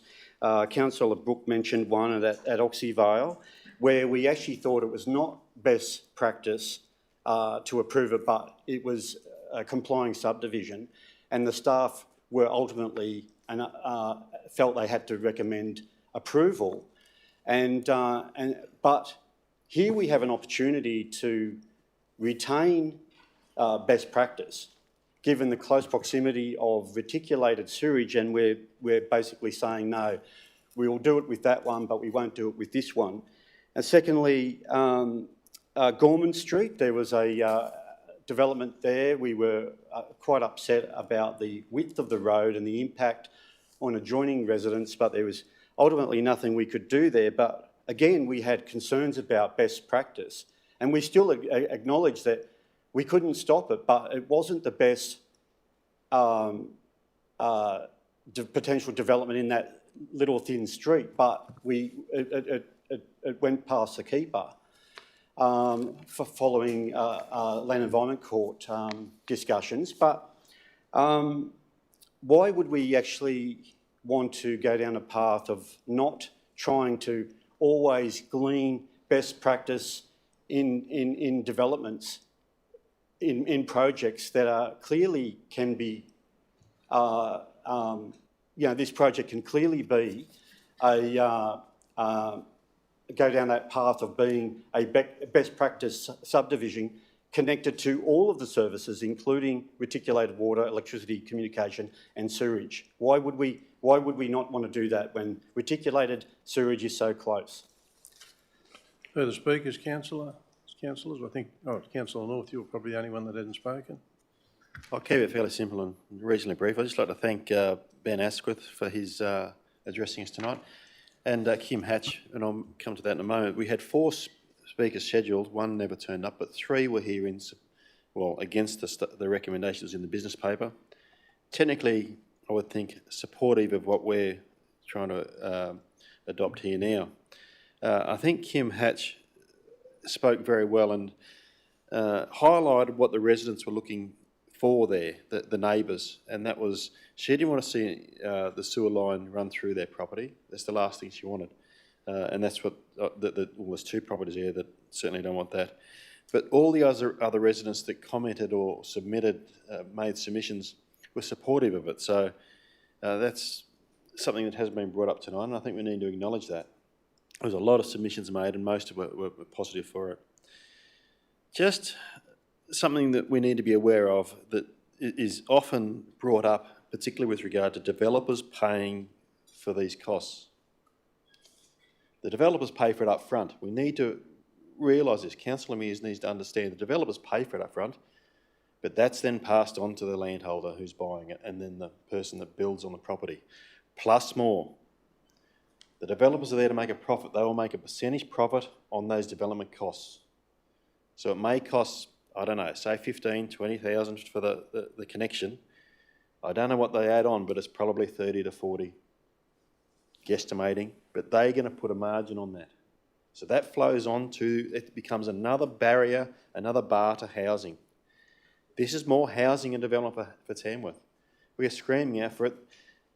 Going against this motion now, or this what Councillor Budd has moved, going against that kicks the can down the road another probably 3 years. It's one to 2 years to get the easement made, and then to progress after that. So it's another 12 months before soil is turned for a homeowner. If we pass something now, I suspect it's probably, I'd like to think 12 months.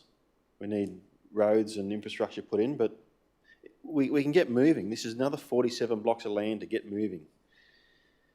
I know there'd be quite a few people frustrated with the term I use, and I use it nearly every day in my business when I'm encouraging my staff to move forward. Perfection is the enemy of progression. I'd just like to rest with that, thank you. Councillors, we've all spoken. I think I'll put... Do you want to close the debate, Councillor Vote? I just put it to the vote, Mr Mayor. I'll just make one comment.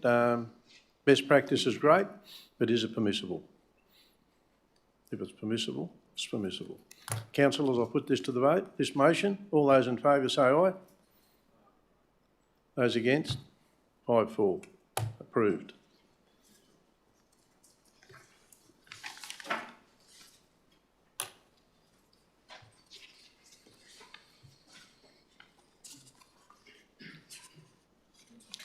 Councillors, we'll move on to item 6.2. Could I have a mover and a seconder? Move Councillor Brooke, seconded Councillor Sutherland. Councillor Brooke, you wish to speak to that? No, thank you, Mr Mayor. Anyone wish to speak against that? Any comments on that? No comments. I'll put the recommendation. All those in favour say aye. Carried.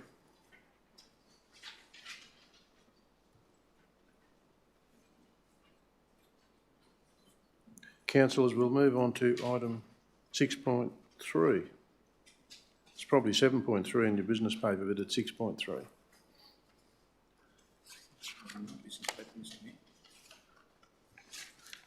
Councillors, I want someone to move. Councillor North, second to Councillor Sharpen. Councillor North, do you wish to speak to that? Just briefly, I was excited to see this come through, and that it takes a bit of to get your head around that we are supporting an objection to it, but I think we've worked it all out and we're pretty positive. But what I'm excited about is the vast number of buildings that are being built here, and we've only been, I think most councils will agree, this is the first we knew of it when it comes through the business paper. So I'm excited at 200 plus new buildings looking to be developed, and reasonably quickly.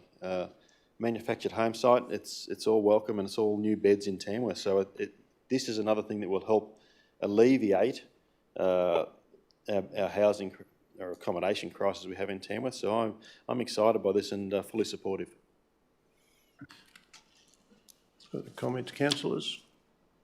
Speaking against? No. Further comments? Thanks, Mr Mayor. I just wanted to mention manufactured home sites. When people think of that, they think of a demountable in a schoolyard. Now, manufactured homes now are at such a high standard that when you drive past one, you may or may not realise it's actually a manufactured home.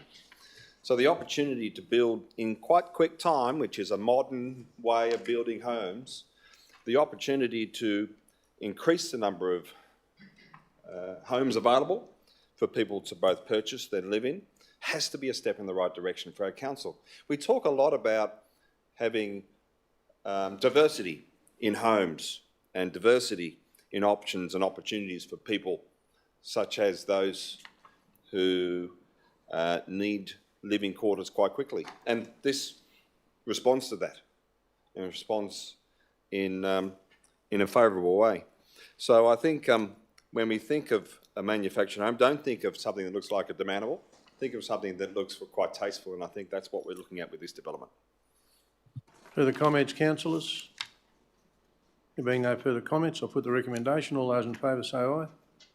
Carried unanimously. Councillors will now move to item 8.1, Open Space Management Guide. Wonderful report. Mover and a second to move Councillor Sutherland, seconded Councillor Brooke. Councillor Sutherland, do you wish to speak to that? Yeah, just to say, Mr Mayor, that it's good to see road reserves and drainage reserves identified, specifically within this new guide. Reading through it, it seems like about 30 to 35% of the workload that's designated throughout the Open Space Management Guide is for those types of properties. You know, when most people think of what the parks guys do, they wouldn't fully appreciate the depth of work that's done, not only in the parks to keep them looking nice, but in all those public spaces. So just want to say that's really good. Cemeteries, including cemeteries in there, specifically a lot of conversations, especially in towns outside of Tamworth, around the upkeep of cemeteries, you know, so to have that isolated in there. So looking forward to Anton doing the work. Thank you. Further comments, councillors? Councillor Rodder. Thank you, Mr Mayor. Look, I've historically been a little disappointed in the Open Space Management Guide in terms of what it doesn't always deliver to our communities, and I've heard plenty of stories from community members who felt that the frequency of services to some of our parks is not there in the current guide. I would personally like to see more resources spent in this space. I realise how we do that is the problem. I think that you know, we heard even in public forum that the resident wouldn't take her grandkids to specific parks, and it's true. There are some parks you certainly couldn't take your kids to, certainly without shoes. They're full of burrs and weeds, and that's I guess a problem. Is trying to get a balance in a plan that, and also to keep residents happy. And you know, you can see a difference sometimes within the guide for some areas, like compare Anzac Park, which I love, and it's a district level park, to Hyman Park in South Tamworth, which is also a district level park, but the level of embellishment is chalk and cheese. And I'm not saying for a moment that I'd want Anzac Park denied the care that it gets. It's a memorial park and should get that. But keep in mind that Hyman Park, the district park in South Tamworth, has a memorial in it too to the Hyman family, a member of the Hyman family.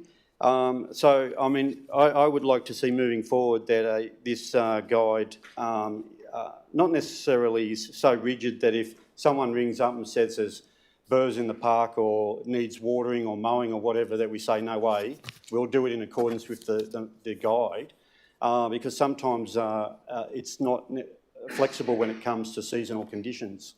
And but as I said, look, I guess it's a document that guides the way we manage our open spaces, and I guess it's better than not having anything at all. But I think that it would be remiss of me not to express the frustration of residents when it comes to some of our valued open spaces, and I think we need to try and do better and look at ways of being able to do better in those spaces. Thanks, Councillor Rodder. I might just ask Peter to make comment, but I do think there is a degree of flexibility, and I've spoken to parks people in respect to that flexibility in the past, and we have had some good outcomes from that degree of flexibility. I know they've got to work to a plan, they've got to work to a budget, but Peter, do you want to make comment on that, please? Through you, Mr Mayor. Look, the Open Space Management Guide gives the staff, the manager of the Sport and Rec and his staff, the ability to set their resourcing plans, to set their budgets and deliver the level of service that's prescripted in here. Previously, our level of service to the community was to keep neat and tidy parks. That was it. Neat and tidy parks right across 10,000 square kilometres of council LGA. We were expected to keep neat and tidy parks. That's so subjective, Mr Mayor, that this at least puts some consistency around it, some understanding around it. It's never going to be perfect, and I'm sure the manager will make calls when he has to, and he'll inspect things that the residents might raise. But predominantly, the staff will try and manage in accordance with his open space management guide. I too, Councillor Rodder, would dearly love to be able to apply more resources to this, and if the council were of a mind to provide that, then my staff would be very happy, Mr Mayor. Thank you. Further questions or comments, councillors? There being no further comments, I'll put the item or the motion. All those in favour, say aye. Those against, carried unanimously. We'll go straight to item 8.2, the Barraba Rugby licence, Barraba Barraba Rugby League Football Club licence. Could I have a move and a second? I move Councillor Sutherland, second to Councillor Impey. Councillor Sutherland, you wish to speak to that? Anybody wish to speak against that recommendation? Anyone wish to speak or make comment on that recommendation? Councillors, there being no comments, I'll put the motion. All those in favour say aye. Carried unanimously. Councillors, we'll move straight into community services. We have 9.1. Could I have a mover? Councillor Sutherland, second to Councillor Brooke. Councillor Sutherland, do you wish to speak to that? Yes, please. This is an exciting opportunity to partner with a community organisation to deliver more effective and a more range of programs for young people out of a facility, which is the Tamworth Regional Youth Centre. The Youth Centre is an incredible building. I think there's about 10 office spaces, 2 education rooms, an auditorium, recording studio, commercial kitchen. You know, it's about 15 years old almost. It's got all the bells and whistles. As a council, historically, we've committed to running a drop-in service as a program called the Youthy, targeting young people 12 to 18. This program's been delivered for decades. My father used to deliver that. It's an incredible program, but we have limited resources. We've heard from the speakers, there are so many young people that need some additional programs that aren't captured in that the 12 to 18-year-old space. Partnering with a local organisation that's got a nationally recognised track record, I think is a good partnership to be able to attract some more funding, but also take advantage of those partnerships to run things like breakfast clubs and homework centres and really support young people who aren't captured in that 12 to 18 space, but really that 5 to 12. We have a really strong Tamworth regional youth strategy that has some strong targets. This aligns with it. As someone who used to work at the youth centre, I see this as a great outcome and a great opportunity to support more young people at a higher level. Further comments, councillors, or anyone wish to speak against, I should say? No one wish to speak against. Further comments? Councillor. Thanks, Mr Mayor. Look, this is one of the most exciting developments the Youthy has seen since it opened, and my research suggested it was opened in February 2015, but it seems like 15 years ago.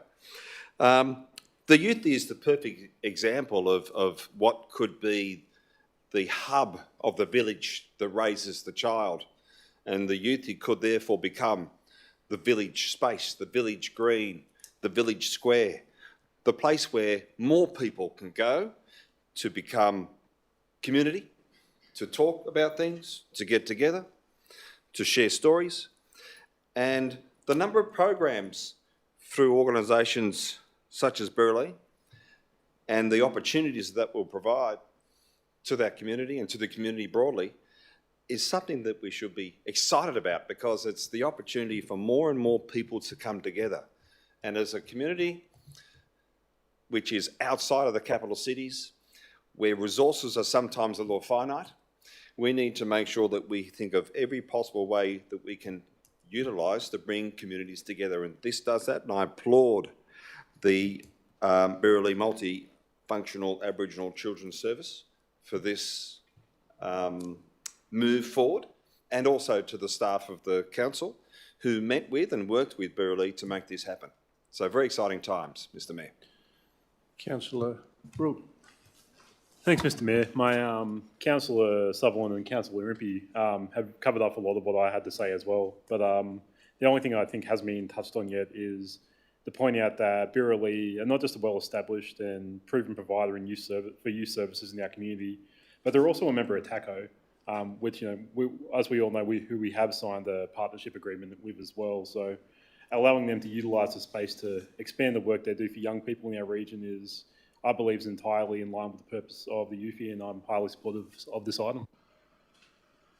Thank you. Further comments, councillors? Councillor Mears. Yeah, just quickly, Mr Mayor, I'd like to support the comments of Councillor Impey. I think this is a really exciting opportunity for the youth of Tamworth, and combining those services with council, we've already done, passed through the closing the gap as well. So I think all these services put together can produce exciting outcomes for community and Tamworth as a whole. I recommend this motion. I'll be supporting it. Thank you. Any further comments, councillors? There are no further comments. I'll put the recommendation. All those in favour say aye. Aye. Carried unanimously. Councillors, we go to item 9.2, biosecurity. Councillor North. Seconded Councillor Budd. Councillor North, do you wish to speak to that? I will briefly, thank you, Mr Mayor. I'm quite excited to see this report come through, and particularly the extra funding. I think it's really starting to get serious about our biosecurity requirements, our opportunities to educate the community and enforce the enforcement of policy, but also to control issues on our own lands, which we've got to be shown to be leading from the front there. So we have a good way to progress forward here, both for environmental reasons, but it also, from the farming side of things, the agricultural sector heavily depends on this requirement, and I think it's good to see that we're seriously addressing what we need to be doing.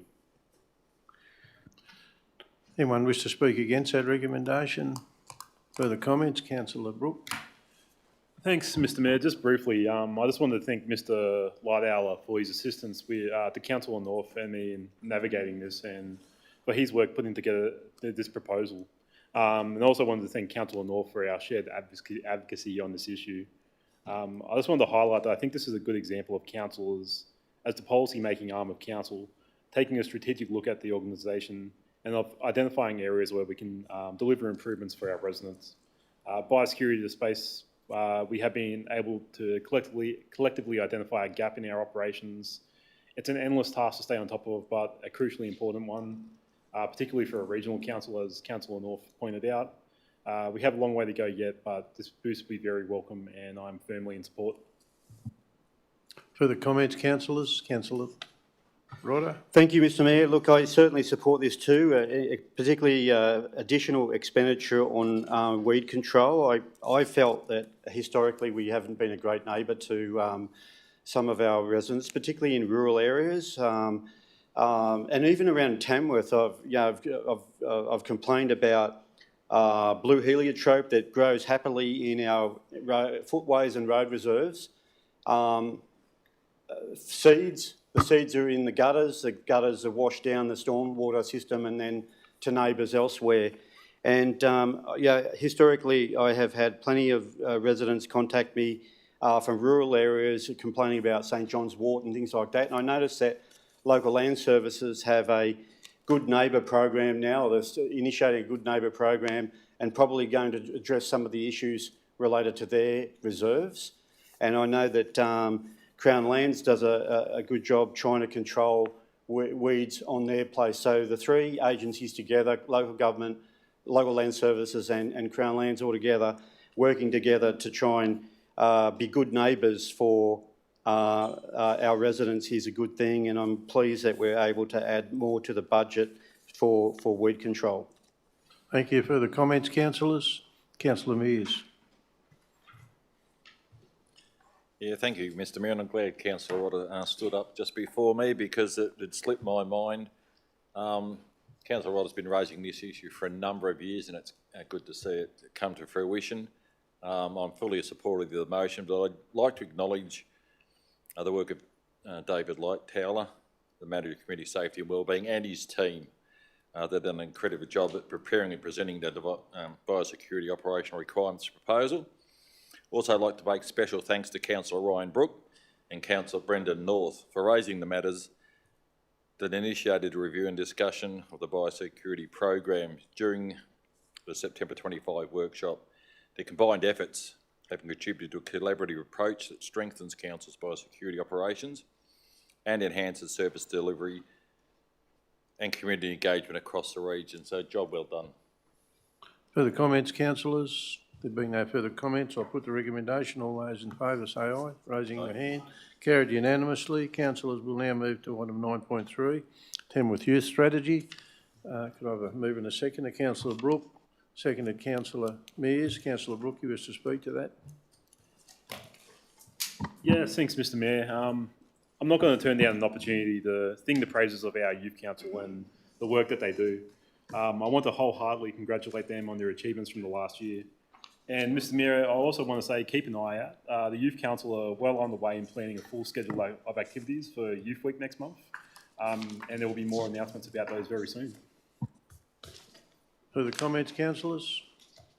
Councillor Rimpey. Thanks, Mr Mayor. I'll echo those comments, but also make sure that the Chamber is aware of the increase in youth programs and projects and opportunity for young people to be involved in our local government area have increased through the good work of the Youth Council. One of the events I attended last year, actually, the trivia night at the Town Hall. It was a very fun-filled 2.5 hours. Many of the questions I could not answer, but that's irrelevant because it was a good, fun evening and it was run by young people. I'd like to thank Hayley and other members of the council team for the great work that they do with our Youth Council to encourage and to give our young members of our community the opportunity to use their voices and to be important people in our community, because it's those important people who one day might be sitting at this very table or a table in another building perhaps. So the opportunity for those young people to do what they do, they have great ideas. I'm lucky to work with young people every day at school, so I see it every day. But I think the opportunity for those young people to do what they do is immeasurable, and it invests in our future of our communities. Thank you. Further comments, councillors? Councillor Sutherland. Thanks, Mr Mayor. And just to, again, reiterate the words, you know, we're lucky to have such incredible staff that deliver work across the organisation. The youth strategy is an important document. Not every council has a youth strategy. Now, the fact that we do is a sign of our investment in our youth.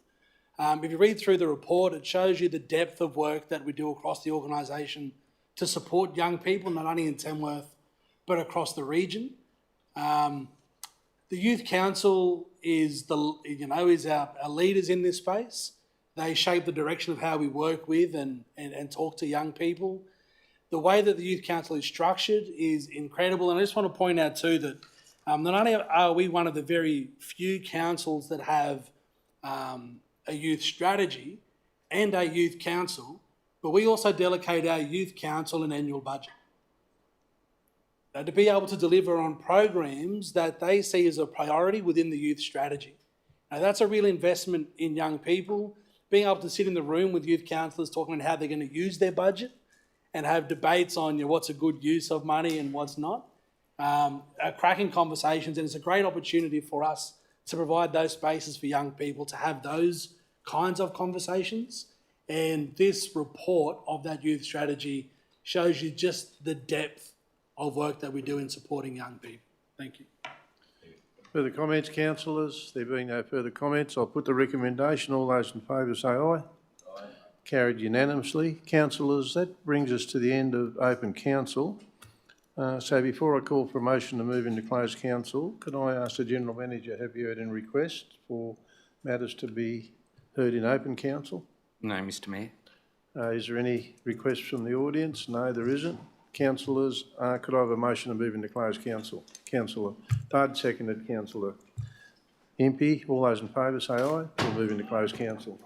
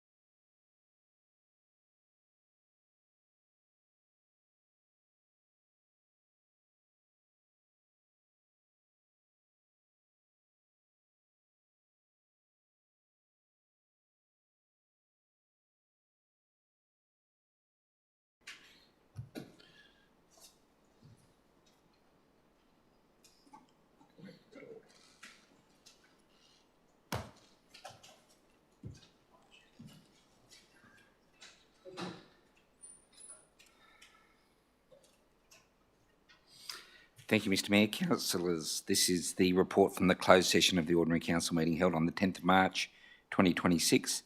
In closed council this evening, you considered 2 items of business. For both of those items, you adopted the recommendations as per the business paper. Could I have somebody move that we accept? Move Councillor Sutherland, second Councillor Mears. All those in favour say aye. I'll declare the meeting closed. Councillors, I've just got one little thing to say, and it's just a comment